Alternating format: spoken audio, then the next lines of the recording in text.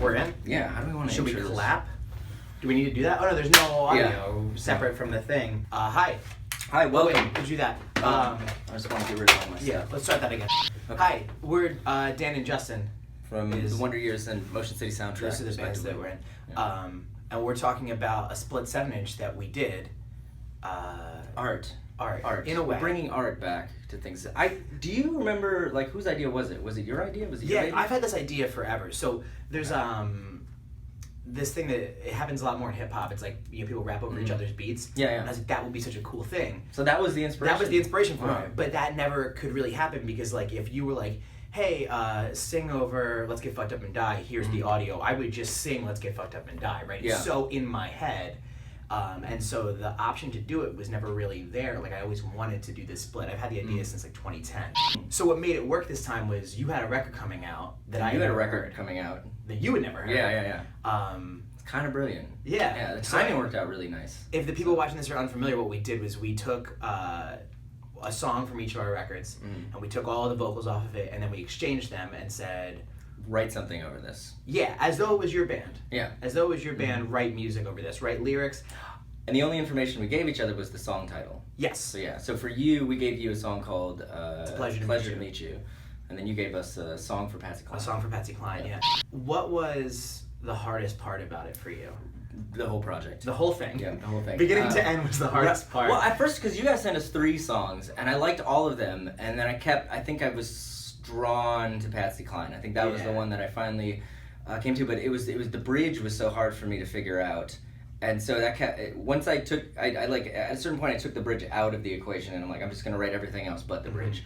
And then I got it, and I kind of sorted it out, and then I sort of cheated. But I felt like the song was very emo in like a beautiful way, and so I thought, oh, there's something I've never done before, was putting in like talking in the song. And so that was my favorite thing you did. Really? Okay, Yeah. cool. So it was kind of like, and I can get into the nitty and the gritty. But what about you? What was the hardest thing? I think for me, again, it was definitely picking the song and figuring out, like, you guys sent us a couple of them. I think that you had sent me, Heavy Boots was one of the ones you sent me. And I could not figure out how the hell that bridge worked. When you, in the real song, you drop out, you do the staring at the ocean, waiting for the world to end, and then come back in. Yeah. I Which guess that's got to me sound really weird. without any context. So I really wanted to do that song and I couldn't get it. And so I ended up settling on It's a Pleasure to Meet You, not because I knew what you guys were doing, but because I figured out what I wanted to do. So the hardest thing is like when no one tells you, this is the verse, this is the chorus, this is the bridge, this is an instrumental part, don't sing over this, do sing over this. When you don't have that information, and you did the same thing, you end up singing over parts that I didn't sing over, and not sing over parts that I do, and vice versa. Yeah, and I think Ernest Hemingway, I think that was another song that I really wanted to sing, but I couldn't, like, I think I went to Patsy Cline because for me it's like the melody usually presents itself pretty quickly, and when it doesn't, oftentimes it never does. And so it's like I loved that song musically, but I couldn't figure out what to sing over it. Well, how did you kind of zero in on what you wanted to do lyrically, and do you want to talk about like the concept of it? Yeah, I think lyrically, like what I thought about, and I don't know if this is crazy or not, and I usually don't give like too much details into what I do, but I feel like in this instance, it's totally fine. I'm going to do that. But so Patsy Cline, very familiar with her music, and I think there was a time in my life where I used to go to this bar in Minneapolis, and I would just play Patsy Cline songs. I was very sad. I would drink scotch, and I would, be sad. Like on the jukebox, or like a dueling pianos thing, where you sat down and... No, they had jukebox, and so it was just songs, just Patsy Cline, and everyone would be like, fuck you.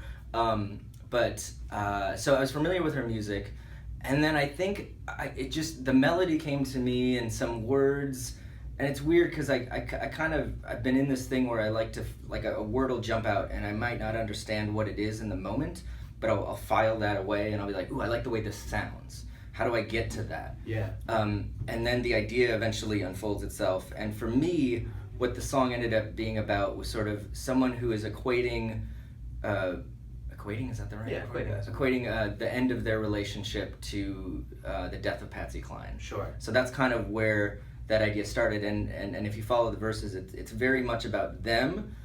And then as the second verse comes around, it gets more intertwined as to what's, they're sort of and this is something I tend to do where like art affects me. You know, movies I see that kind of gets into my skin, and then the person sort of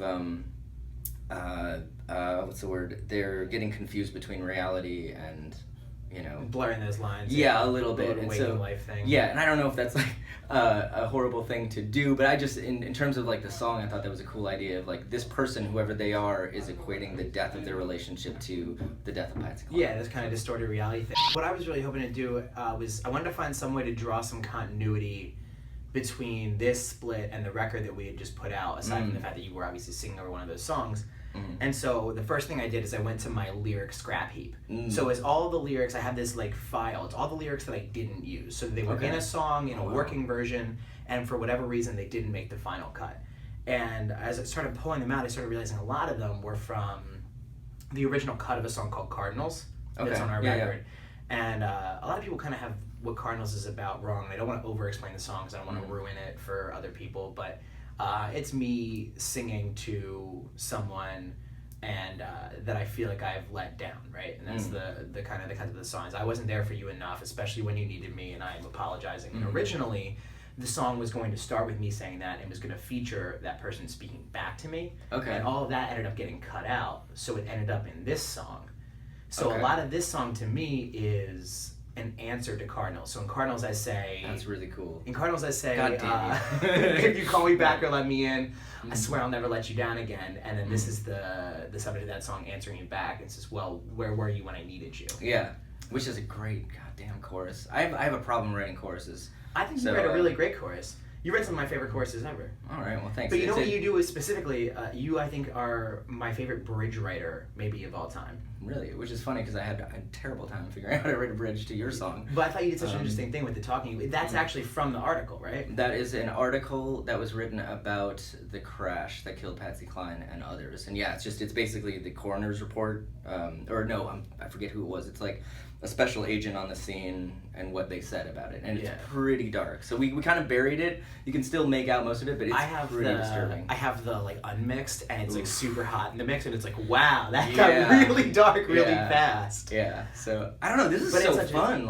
It was a really cool thing to do. I'd like to actually find a way to do more of these somehow. Actually, I think it's cooler for me than it is for you, because I say it on stage every night, a lot of the reason we started this particular band is because we were obsessed with your band. And so to have you singing over one of our songs, and for the opportunity for me to sing over one of your songs, is one of the coolest things I can imagine. So thank you for doing it with me. That's super cool. I thank you for coming up with an art project. Like I've wanted to do more stuff like this, and I don't know if it's like timing or whatever, but we just seem to always have these great ideas and then they just never get executed. So I was really excited at, you know, this opportunity to do this, because it's really, I don't know, it's unlike anything I've heard. Yeah. You know? Well, what's great is we're still on tour together for another couple weeks, and you can come see us, and the split is shipping. It came early, which is awesome. And well, originally it was supposed to be out, and then it was pushed to December. Yeah, and then now it's here. Done. But it won't be here on tour because it's already sold out. Yeah. So sorry. So if you didn't buy one, I'm sorry. We're not going to press it ever again.